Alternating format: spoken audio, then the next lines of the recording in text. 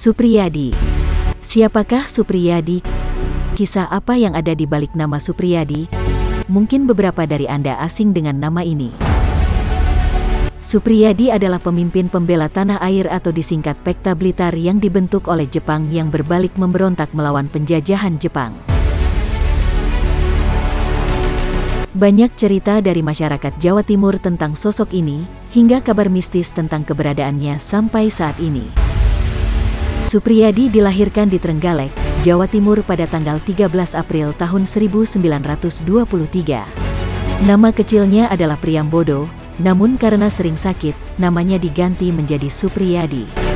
Setelah menamatkan SMP, ia meneruskan pendidikannya untuk menjadi seorang birokrat mengikuti jejak sang ayah, yang bertugas sebagai Wedana Blitar.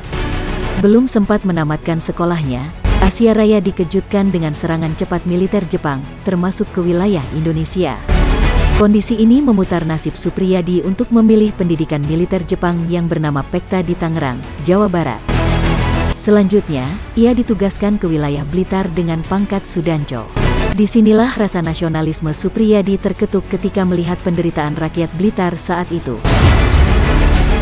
Bung Karno berdasarkan buku Penyambung Lidah Rakyat yang ditulis Cindy Adams juga menjelaskan bahwa Supriyadi sudah merencanakan perlawanan sejak tahun 1944 dikala Bung Karno sekeluarga mudik ke Blitar. Namun Bung Karno hanya diam, tidak menyetujui juga tidak melarang. Bung Karno hanya berkata bahwa setiap perbuatan akan ada konsekuensinya. Namun, Supriyadi, yang merupakan pimpinan pemberontak, meyakinkan bahwa usaha mereka ini akan berhasil. Menurut rencana, pemberontakan dilakukan lebih awal, yakni tanggal 5 Februari tahun 1945 pada saat dilakukan latihan bersama atau Daidan Batalion Pekta Jawa Timur di Tuban. Namun, rencana ini gagal, karena Jepang mendadak membatalkan jalannya latihan. Perwira Pekta yang terlanjur datang ke Tuban dipulangkan masing-masing ke kotanya. Supriyadi mengadakan rapat terakhirnya tanggal 13 Februari tahun 1945 di kamar Sudanco Halir Mangunjijaya. Hadir Sudanco Muradi, Judanco Ismangil, Bundanco Sunanto dan Bundanco Suparjono. Hasil rapat itu adalah mereka memutuskan bahwa pemberontakan akan dilakukan besok.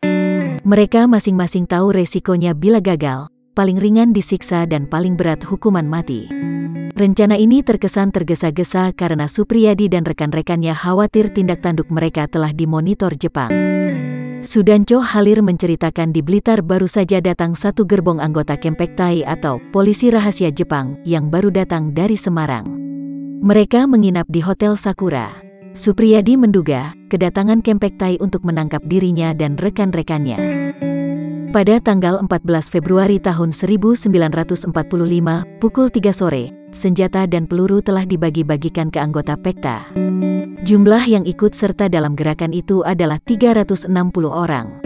Setengah jam kemudian, Bundanco Sudarmo menembakkan mortir ke Hotel Sakura.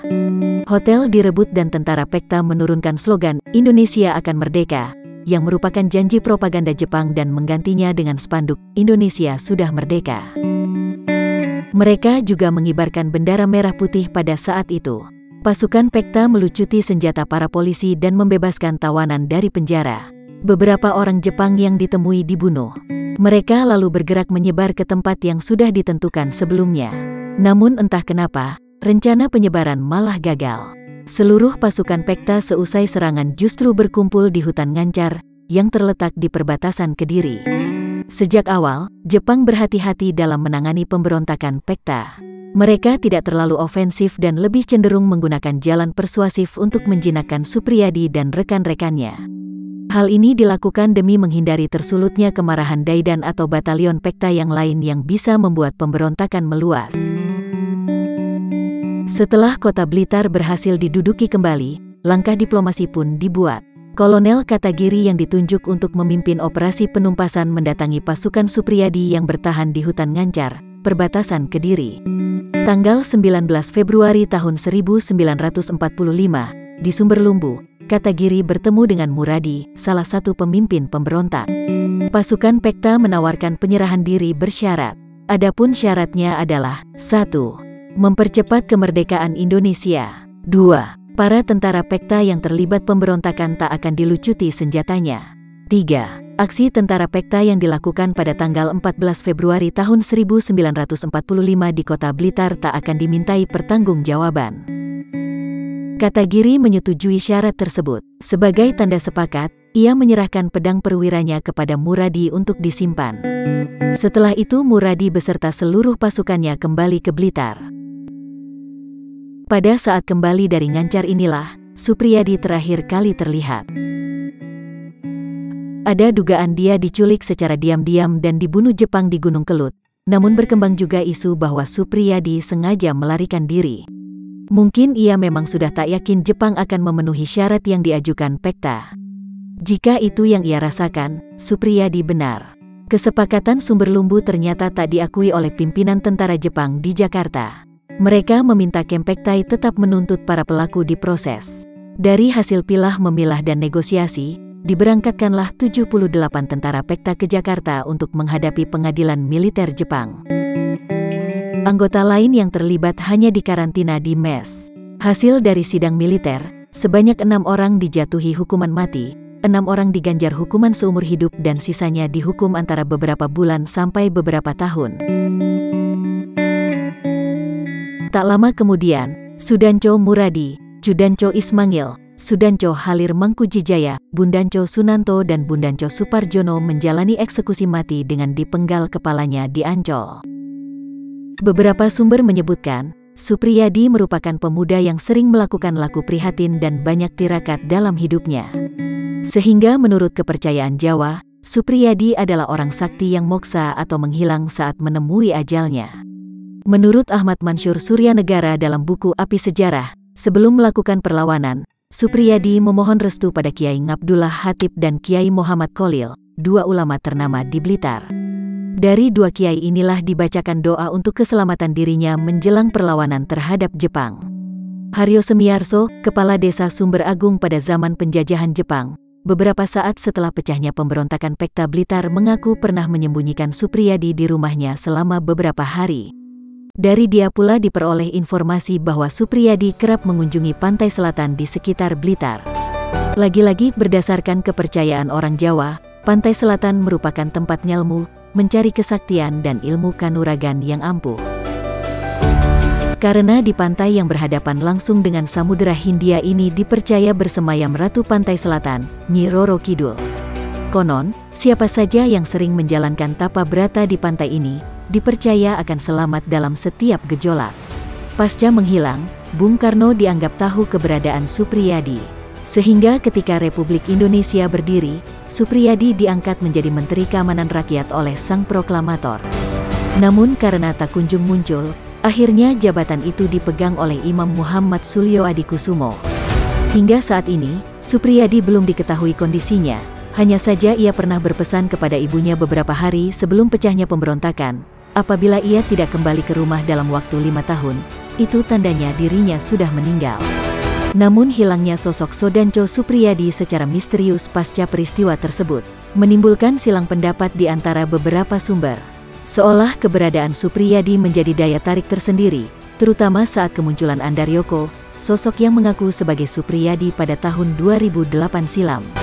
Dia membenarkan kalau pasukan Pekta pimpinannya melakukan pemberontakan terhadap Jepang. Namun, karena kalah jumlah, dia dan rekan-rekannya mundur dan bersembunyi di dalam hutan. Setelah 3 bulan di dalam belantara, dia keluar dari persembunyian untuk menemui Ir Soekarno yang saat itu tengah mengikuti sidang BPUPKI. Mungkin hal inilah yang melatar belakangi Bung Karno menunjuk Supriyadi sebagai menteri pada saat itu. Namun bisa jadi semua itu hanya karangan yang dibuat untuk membenarkan klaimnya. Karena tidak ditemukan bukti yang kuat bahwa Andaryoko adalah Supriyadi. Terlepas dari aura mistis di balik kisah menghilangnya Supriyadi, beberapa kawan-kawan di Pekta mengakui bahwa Supriyadi adalah salah satu lulusan terbaik. Sebelum mengikuti pendidikan Pekta di Bogor, ia bersama Zulkifli Lubis, Daan Mogot, dan Kemal Idris adalah lulusan Seinen Dojo, barisan pemuda Indonesia yang dididik ilmu intelijen oleh Nakajima. Konon, ketika dinyatakan hilang, Supriyadi termasuk orang yang mendirikan Badan Istimewa, sekarang bernama BIN, bersama Zulkifli Lubis. Badan inilah yang bekerja secara rahasia dalam menyerap informasi sekutu dan Belanda pasca Indonesia merdeka. Herman Sarens Sudiro dalam wawancaranya di sebuah televisi swasta pada tahun 2008 pernah menyebutkan, Suprijadi yang kerap menyepi ke pantai selatan bukan karena ingin bertapa. Tetapi di pantai selatan Jawa Timur itulah tempat intelijen sekutu menyusup dari Australia untuk menghancurkan Jepang. Suprijadi yang memiliki kemampuan intelijen mampu membaca situasi itu, sehingga ia berkeyakinan hanya sekutu yang bisa menyelamatkan dirinya dari ancaman Jepang. Namun Herman Sarens Sudiro meyakini bila Suprijadi sudah mati olehkan petai pasca peristiwa Blitar. Bahkan beberapa teman Pekta lainnya menyebut Suprijadi sebagai pengecut yang lari dari pasukannya saat dihukum mati oleh Jepang. Apapun asumsi soal misteri Suprijadi, pemerintah telah menetapkan dirinya sebagai pahlawan nasional pada tanggal 9 Agustus tahun 1975 berdasarkan keputusan Presiden nomor 063-TK-1975. Kisah perjuangan Suprijadi bersama Pekta Blitar tetap terkenang sepanjang masa. Peristiwa itu turut memicu berdirinya Dokuritsu Junbi Kosakai atau Badan Penyelidik Upaya Persiapan Kemerdekaan Indonesia, BPUPKI, sebagai tindak lanjut janji kemerdekaan Kaisar Jepang. Hilangnya pemimpin pemberontakan Pekta di Blitar ini seolah menjadi bahan kontroversi yang hingga saat ini belum jelas kepastiannya. Dari pihak keluarga Suprijadi di Blitar menuturkan bahwa kerabat mereka itu telah dieksekusi oleh pihak Jepang di daerah Tuban. Sumber-sumber lain mengatakan bahwa Suprijadi justru meninggal di dekat Gunung Kelut dalam usaha pelariannya. Manakah fakta yang benar dari seorang Suprijadi ini? Hingga saat ini, belum ada bukti-bukti yang menunjukkan di manakah makam Suprijadi, atau bila beliau masih hidup, di manakan tempat keberadaannya. Berbagai cerita kemunculannya pun masih samar-samar terdengar di daerah Malang dan daerah-daerah lain di Jawa Timur, dan masih menjadi misteri sampai saat ini.